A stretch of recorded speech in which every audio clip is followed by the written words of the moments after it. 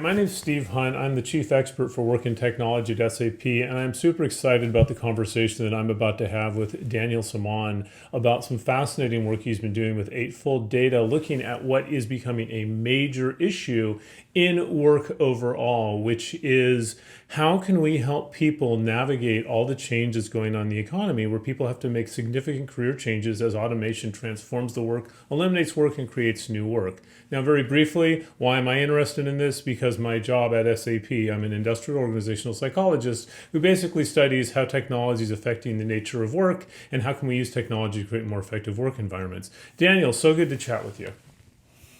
Thanks for the introduction, Steve. Yeah, my name is Daniel Saman. I'm an economist at the International Labour Organization at the ILO in Geneva. The ILO is a UN specialized agency, and the main purpose of our existence is actually the creation of international labor standards and the supervision of international labor standards. But as Steve has already said, we are also interested in other labor market questions, and we are engaged with labor ministries, with enterprises, with workers associations, about how technology and digitization may transform the world of work in the future. And I'm at the research department at the ILO, so I'm looking at this at a little bit more from an institutional perspective. So what kind of framework, what kind of regulations, what kind of institutions, what kind of data do we need as societies to make sure that the labor market in the future continues to provide opportunities to people in terms of incomes, but also in terms of development, learning, and to give people also the opportunity to do the kind of work that they really want to do. Yeah, and Daniel, when Daniel and I first met, I'm going to tell the story about how Daniel and I came together because it's kind of interesting. But one of the things when we first chatted that really we kind of had a connection on is, both of our commitment to the critical role that work plays in not just economics, but in happiness of people. I mean, if you look at the factors that drive happiness of people, it's basically our health, our social and family relationships, and how we spend each day. And for most people, that's work. And work also affects happiness directly through the experiences of our life and making our life meaningful, but also through the indirect experience it has on our health and our family. So, I love the work that you're doing, Daniel, where we're really trying to say, how do we address work as a critical part of a healthy world overall? I want to chat, Daniel, before you dive into the research that brought us together a little bit, which, how I ended up reaching out to you is at the last Eightfold conference, I saw your presentation. And I do a lot of work with companies that are looking at how to deal with the skill shortage, the great resignation, but a lot of us like, well, where are these people going? And can we get some of them to come to us? And looking at it from sort of a human resources staffing perspective. And I saw you were looking at it from an economic perspective. So you could talk a little bit about that research that you've done and what you've learned from studying Eightfold's data around labor market mobility. Yeah, so I'm very glad that you mentioned happiness of people. I did, as an economist, of course, mention first, the labor income that you can get from your work. But as you said, really, I think it's important to emphasize that work has such a central position in our lives that it's not only about income, but it's really about, people's lives and making the most out of it. So in this research that we are doing together with Eightfold and on the basis of Eightfold data, we are basically looking at how people moved from one job to the other. What was the likelihood that you are in a certain occupation to move from there to another one? And this is kind of new research because the information or the data sets that you have available for these kind of job transitions is relatively poor, especially if you look at this from a global perspective. There are many countries you don't have any information about what kind of occupations exist, what are people actually doing, what are the skills that people have, and who are these people that successfully move from one job to the other, and who are the people who cannot do that. And what Eightfold's data has allowed us to do is to use, in a sense, self-reported data from the CVs, using different terminology. Everybody describes his own job a little bit different. To use all these data, we had hundreds of millions of CVs, and to see how people moved. And this would have been impossible with any kind of manual activity to go through the CVs. And thanks to the AI, we were able to categorize the main information from the CVs and match it with official US occupational data. And we get a very interesting network which shows us what kind of transitions were possible and which were not. I'm resisting my desire to dive deep into the methodology and the data specifically, but stepping away from my nerdy IO psychology background, just looking at a broad level, what are the biggest things that you've learned about labor market mobility based on the data that you have available? I mean, is there anything that we're like, wow, that's really fascinating to know? One is at the moment, so we have a research brief that is out now, and it's ongoing research, so we really started. And at this stage, it's mainly a statistical analysis, so we can see which transitions were possible, but we don't know yet why. And we have a couple of hypotheses, and skills is one, and there are some others. I would say what was interesting for us is we created different communities. We have 28 communities in that network, which means that within a community, it's very easy to move from one job to the other, but it's more difficult to go from one community to the other. And the first thing that was striking is that these communities do not overlap with the occupational groupings of the BLS. So we have only US data at this stage. We only use US occupations. And you would think that, okay, there's a group of engineering occupations at the BLS, and you would not be surprised to see the engineering just moving in this occupational group. But we could see some of that, but we could also see transitions that you wouldn't expect. For example, from legal professions to some of the educational professions. Another thing that struck me was the medical profession, for example, where you have relatively good employability. It was a very small community, and there were very few transitions and very few possibility to get out there, even though you would think health professions are in a very high demand, which is probably the case. But the possibilities to move out of that are very small. I looked at it, and that's what we shared in the report, was really the need that we need to know more about this. Because I think the point you said that people kind of get, in some places you see movement between places where you wouldn't expect it, other places people almost get stuck in a certain area. And if I look at the work that I do with companies and I sort of step back, and when I looked at this is, first of all, I sometimes use a phrase called talent tectonics, which is there are some underlying shifts that are fundamentally changing the nature of work. Digitalization is one of them, but another big one that's often not acknowledged is demographics. That for over 100 years, we have been having steadily fewer children and living longer. And in 2020 in the United States, for the first time in recorded modern history, I think in the history of the United States, barring maybe like World War II, more people left the labor market than entered it. More people aged out, quit, whatever, than were coming in. And so this, fundamentally changes when you look at a lot of these staffing shortages. People might blame them on, government this or economic that. But the reality is, no, it's fundamentally, there's fewer people relative to the number of jobs that are being created in the economy. And so we're going to have to get a lot better at moving around. And not just that, immigration is really, really important. Daniel, in Europe, there are countries that couldn't function if their, quote, guest workers didn't show up. And so when you look at that on immigration, that's also this whole idea of not just moving industries, moving geographies.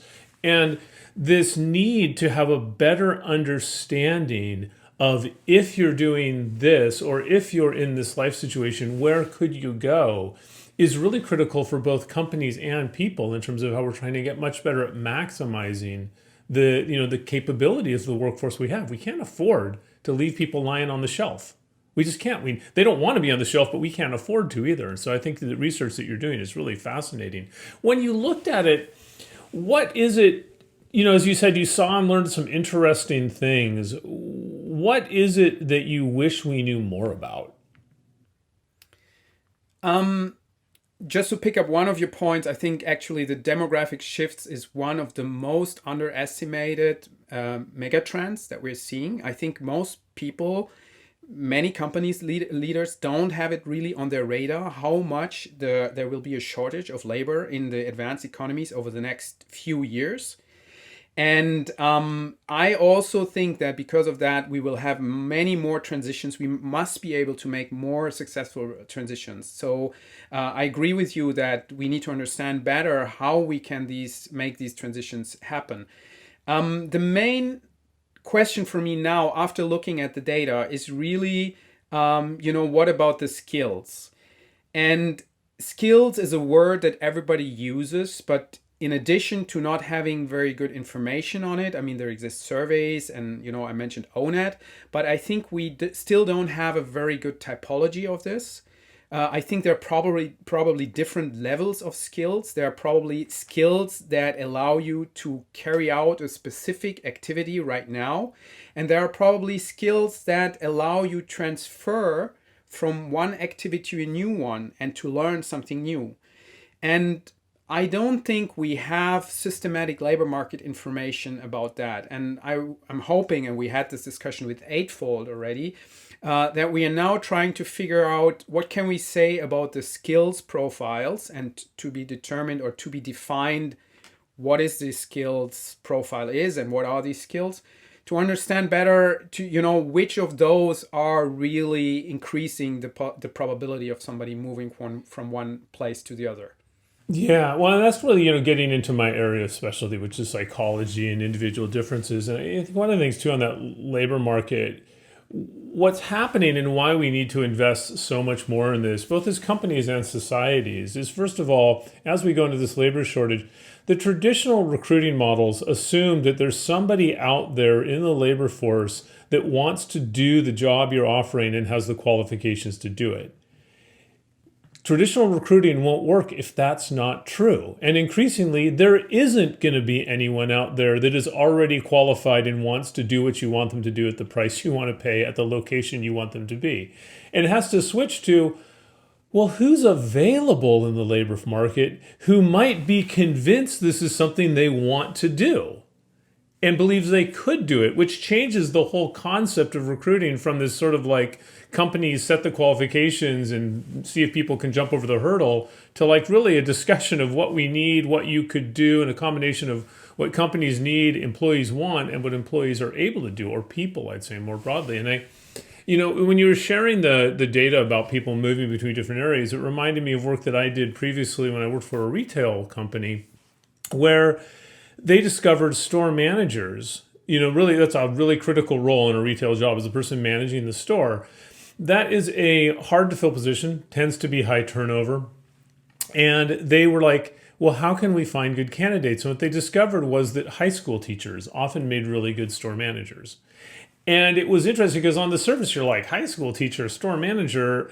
Well, on the surface, they're very, very different, very, very different industries. But they said if you look at what they're doing, which is both skill-wise and also lifestyle-wise. Skill-wise, it's coming in, it's organizing your own little unit, managing people, teaching people, training people, a lot of interpersonal some cases conflict, but you got to be really good at that. You've got to really good at sort of staying top of things, just like staying on top of a classroom. But the other thing is what's often not looked about is the capabilities, that it's geographically located. People are saying, okay, I'm in my community. I don't want to leave my community. If I don't teach at the high school, what else is available? And then retail stores. So there's a whole element of this transition that isn't just skills, it's broader life circumstance. And I think that's something that we really need to bring more into this data. So when you're looking at that sort of element of it, how do you think companies should be thinking differently based on what you're learning about how they do source and hire employees? Well, you mentioned so many interesting points. I don't know where to start. Let me start with this retail example. I think it's really great because it requires you, when you want to fill that position, to move away from looking at the specific tasks that a person is doing on a day-to-day basis to what you call there's a hidden layer behind which is really the skills to do certain things. And I think that we hardly do that. I think we have this idea, these boxes. So this is a job. There's a list of things that that person needs to do. And now, as you said, I'm looking for a person, which most of the time, let's be honest, we're looking for a person that has done the same thing in the past. So then I have a good idea. Oh, so the person will probably be able to do that again. And it is, I think it's partly because we don't have, we don't have the data for it. We don't have a very good understanding of this. This is why we have done this. And probably, I think you're right. We need to move away from this and try to find these hidden skills behind what people are actually doing because this will open up many opportunities. How to do that, we will have to see, but I think using the data set that we have and doing some more research will help. And I'm also glad you mentioned life circumstances. So one possibility is the transition of based on skills. And another one, these life circumstances, you mentioned that in the discussion that we had before this meeting. And to be honest, looking at my own CV, I realized probably you can explain at least 50% of the transitions, if not even more, on my own CV exactly through that. I want to move from A to B. I want to be not too far from my family. I wanted to have an experience in this city. And so this kind of already narrowed my choice down on what jobs am I applying for. And the companies or the institutions that I applied for, to be a bit harsh, they didn't make any effort because they just had this box. We are looking for that kind of people. We are looking for this person. And I think that's a very good way of opening up a little bit the discussion to not walk around with these boxes and then try to find a person that fits into that box, but rather to see what is out there. It's also, a different view on the person that you're hiring. It's like, what is out there? What could this person bring? And look at those skills, look at that skills mix. So maybe this person could fit into this organization. It's a little bit more of a bottom-up approach, I would say. And this has, of course, in my view, influences also the organization, right? Because it's not you have this kind of organization and these kind of purposes, and then you try to get the people in the box. But it's a little bit, you're taking people that kind of get in, but they are bringing also stuff that you haven't predefined first, which I think can give you some increases in your productivity and innovation. And I think this is the change that in SAP, we use the concept whole self model, which is, looking beyond skills to interests, life situation. And it's very much in early stages for us, but it's this idea that we realize we need to look at people more in a more holistic way. And when I look at the sort of like great resignation or whatever, that, well, a lot of people why are they leaving? They're saying, well, because my life situation, I can change my work to improve my life situation. So certainly the move to remote work, there's a lot of people saying, I never wanted to live here anyhow, but I had to because they didn't care what was in my head. They only cared if I could get my head into an office every day. So that's allowing people to rethink that. But I think that's a relatively minor one. I think in a larger way, as we go forward into this sort of economy again, where the labor market is going to look radically different, that staffing should be more about, okay, what is the purpose of our company? That is, who are people that want to do what we do? They find what we do intrinsically valuable to society. They're like, I will feel good if I get to say I work doing this. That are in a life situation that is compatible, like if we need them to be in a certain geography, they're in that certain geography, but then focusing on their capabilities. So we're not hiring people with qualifications to hit the ground running on day one. We're hiring people with potential to become what it is we want them to become. It becomes much more of a partnership. And I'm seeing that starting to happen. I know some companies, and one of my favorite stories was I talked about how he had a program manager role, and it was managing a very technical product line. And I don't know the background of it, he just shared, he said he found somebody who was a sommelier that he knew and said, hey, maybe you'd like to be this program manager, because the sommelier was like, I'm kind of sick of the restaurant industry or whatever. And he goes, and the sommelier says, I'm totally unqualified for that. And they said, no, you're not. You have a lot of the basic capabilities that we need in a program manager. If you're Somalia, they manage all these different stakeholders and inventory and keep track of all this different stuff. You've got really good interpersonal skills. You're really good at keeping track. He goes, I'm not hiring you to program. I'm hiring you to manage people that are programming. And you can learn that. But you've got this capability. And I think that was so fascinating. He said, but this had big implications. And this getting back into your world, the economic models by which companies design workforces, because most companies hire with the idea of productivity, not learning and adaptability. How do you think this is going to affect sort of economic models of staffing where so much is focused on maximizing productivity of the workforce as opposed to increasing engagement and adaptability of it? Yeah, so that's difficult. I mean, it's in a way it's music in my ears, because I think from an economics point of view, we need to move to more activities that are useful for society. We had this discussion when we were talking about the Industrial Revolution, right? That was a very big change in the world of work, and everything was on focus. Let's produce more stuff, let's produce more goods. And now I would say, we have a lot of material goods already available. And the big challenges that we have is we want to become more sustainable. We want to have, better living in terms of better health. So we may need more health related jobs, things like that. And people are willing to do that.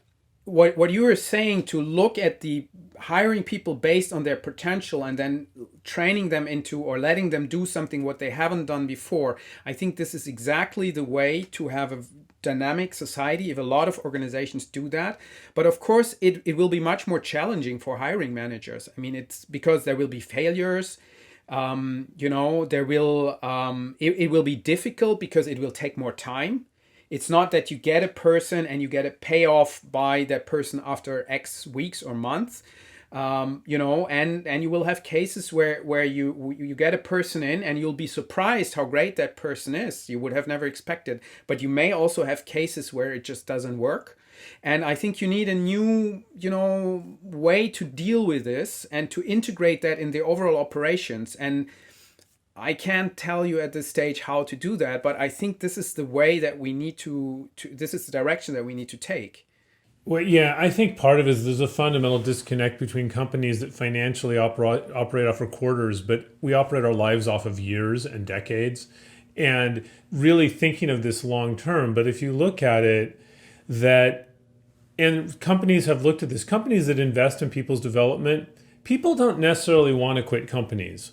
It's very disruptive to our lives to change organizations, particularly as you get older and you have family and you have kids. And just a little side fact, by the way, Gen Xers, of which I'm a member, we quit our jobs more often in our 20s than millennials do. Most people don't realize that. But as you get older, you're like, it's more disruptive to your life. You want to be in some place, but you want to be in a company that values you and gives you a sense of employability and is constantly developing you. And I think that if companies change the transactional model that was created in the Industrial Revolution, when basically most jobs sucked and nobody wanted to do them. I mean, who wants to go into a coal mine and dig coal? Automation is eliminating these jobs that sucked. And it's creating new jobs where we need people to be collaborative and service-oriented. And, really, it's about creating experiences and meaning for customers and other people. And we're going from a model where it was like, the old model was show up on time and do what you're told. And the new model is like, be fully present and let's figure this out together. It's more of a partner. As companies move to that, I think what you're going to see is they'll have more stable workforces. They'll have more adaptable workforces. And particularly, I want to cover on this last point, because this is another area that's not overlooked, is particularly people that are closer to, quote, retirement. Because I think the other thing that we talked about is the fewer birth rates is creating the labor shortage, but we're living much longer. And most people if you're 60 years old right now, statistically, you probably have 20 plus years of productive life ahead of you. It's not healthy to not have a reason to get up in the morning. People might want to work differently, but I think that we're also going to emphasize we have to rethink the nature of retirement, if not get rid of it entirely. I mean, it's a false construct created in the 1870s that when you turn 65, you stop working. That's why. work differently. So what do you see now? Close on that question. What do you see is the future of retirement in this? Because we've talked about the shortage, but the other path is expanding the labor market into people past the age of 65. How do you see that playing out over the next 15 years? Yeah, so that's related to the demographic changes, right? And the way I see it is also related to lifelong learning that we're talking about. I see that people are more in and out of a job, like they may have to retrain, and we don't have the institutions at the moment. I'm not talk when I talk about retraining, I'm not talking about doing a seminar on Saturday afternoon, but maybe really to be out for a couple of months learning something new. And at the moment, it's completely unclear how we finance that, if we can do that through some kinds of social security accounts or, so this is how I see this in the future. People will get in and out. They will work longer because also thanks to the new technology, I think people will be capable to work at a much higher age. With 70, 80, we have much fewer manual activities, and a computer can take over a lot of tasks. And at some point, people want to maybe fade out of the labor market, not work 50 hours anymore, but maybe only 20, 25 when they get older. And it will be a challenge to integrate those people that then are maybe on old time, part-time or so, integrate into teams that are still working full-time. But that's very beneficial because I know this in my own, you'd say, family environment, that there were very high skilled people that were kind of forced out of the labor market with 65, and they have an incredible knowledge. They don't want to work 80 hours anymore, but they can take advisory positions. They can bring a lot of value, and this is, in my opinion, is part of this whole transition discussion, because you need to get these people in, and especially older people, maybe they will be available in different organizations, 10 hours here, 20 hours there, 5 weeks here. So that's when you as an HR manager need to be able to really to get those resources and to know who to get when and how. I think that's such a great way of looking at it. It's about, so much of that is about questioning traditional assumptions that really are rooted in things, in some cases like retirement, they're over 100 years old, rethinking what's possible with technology. And Daniel, I love the work that you're doing. I love the fact that Eightfold is supporting it. I'm hoping, we're talking about working together and bringing together your sort of like economic labor model stuff and my psychological craziness, which I think is going to be awesome. I would end with this thought personally, which is, I look forward to a day, and I think this is obtainable, where people don't talk about what do you do or what is your work. People say, what job do you have where you work? We talk about how are you improving the world and making life better for those in it. Because I think that's where the purpose of work is changing. And I think that's so exciting. But to do that, we need the kind of work that you're doing, Daniel, that Eightfold is supporting, that SAP is doing, that uses technology and data to reimagine what's possible when it comes to work. So thanks so much. I've really enjoyed the conversation. Looking forward to continuing this discussion with you. And thank you very much for this conversation with you and for Eightfold for making this possible.